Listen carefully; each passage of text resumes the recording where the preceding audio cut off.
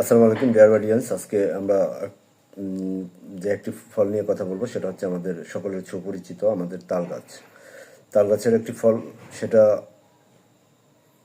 নিতান্তই আমাদের কম বেশি সবাই তার সাথে পরিচিত। সব শহরনগর বন্দর সবাই কম বেশি আমরা তাল বীজ বা তালের শ্বাস কম বেশি খেয়েছি। আসলে তাল হচ্ছে যে এমন একটা ফল যেটা আপনার কম শুরু থেকেই অপরিপক্ক থেকে পরিপক্ক পর্যন্ত সেটাকে আমরা খাদ্য উপাদান পেয়ে থাকি এবং সেখান থেকে আমরা খেয়ে থাকি তাল। তাল গাছ শাখা প্রশাখা বিহীন একটি একবীজপত্রী উদ্ভিদ।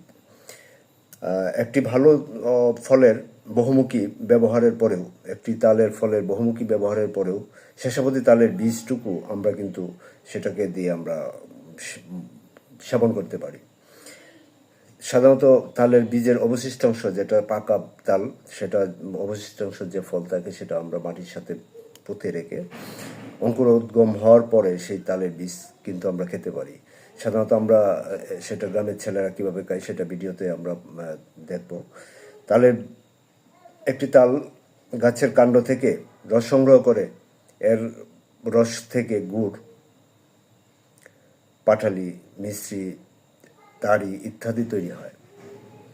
শৈশবের যে সকল স্মৃতিগুলি আমাদের সাথে জড়িত, যারা আপনারা গ্রামে বড় হয়েছেন তারা কম বেশি সেই তালকে আপনারা মাটিতে পুঁতে সেটা মায়ের হাতে হোক নিজেরাই হোক সেটা খেয়েছেন।